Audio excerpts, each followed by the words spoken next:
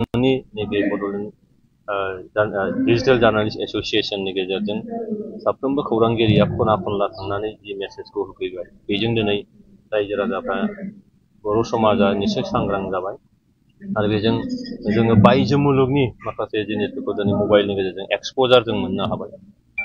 आङो जोबोरैनो मोनसे गोजोननायखौ फोरमायदों जे बड'लेण्ड डिजिटेल जार्नालिस्ट एस'सिएशन बिनि 3थि बोसोरारि जि जथुम्मा बियो दिनै बेंटल कलेजाव बेखौ खुंफुंनाय जादों।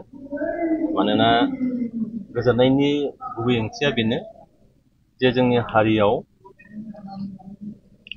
हारिखौ दिनै दानांगौबा दाफुंनांगौबा जोङो आन्दलन खालामबोदों, सोमावसारबोदों, राजा लामायाव ओंखारबोदों, रेल लामा मटर लामा जथेदों, बहाबा जोङो माने गेदेर गेदारिं खालामदों।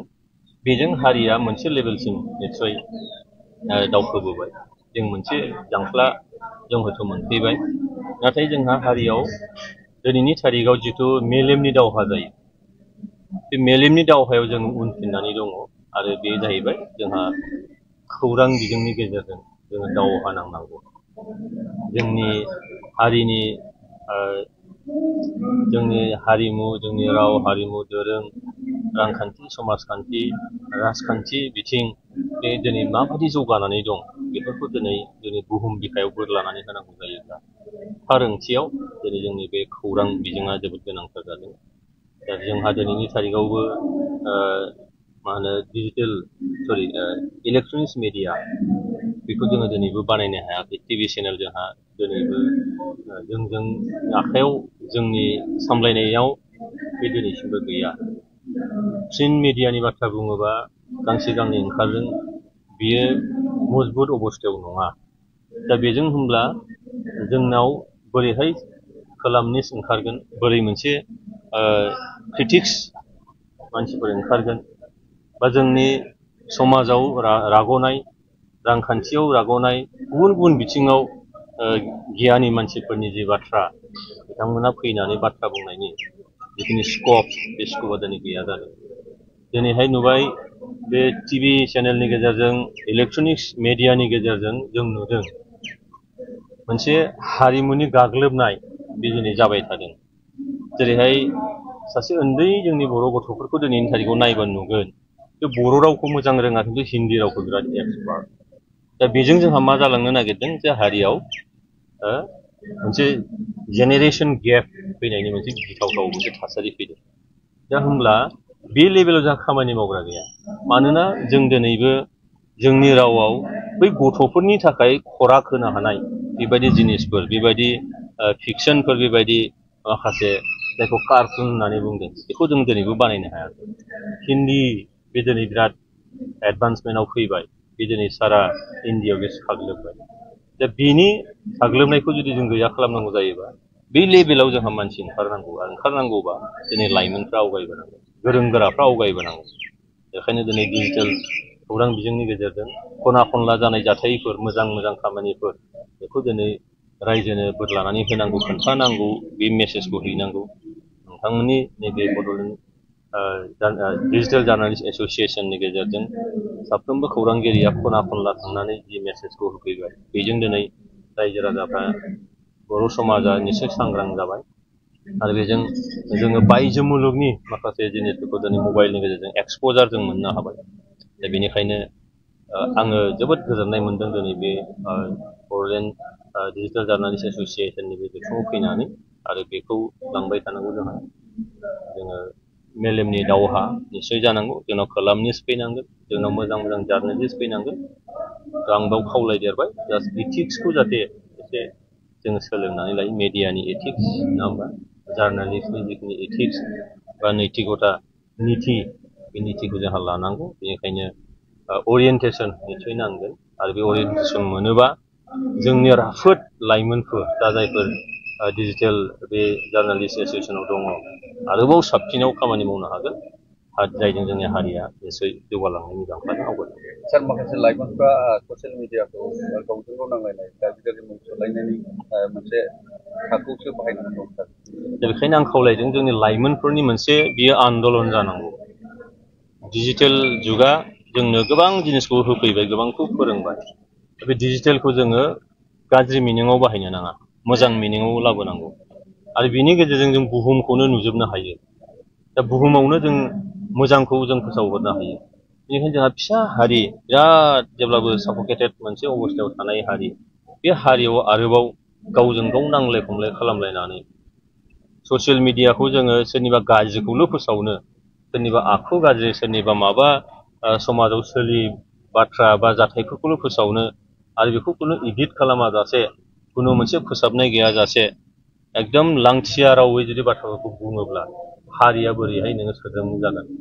सोद्रोम हारिफोर जुदि बुहुमाव दङबा बे बर' हारियानो।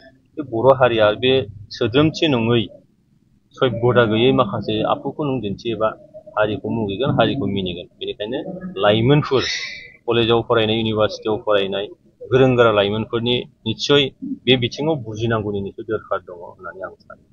नोंथांमोननि नैबे बड'लेण्ड डिजिटेल जार्नालिस्ट एस'सियेसननि गेजेरजों साफ्रोमबो खौरांगिरिया खना खनला थांनानै जि मेसेजखौ होफैबाय, बेजों दिनै रायजो राजाफ्रा, बर' समाजा निस्सय सांग्रां जाबाय।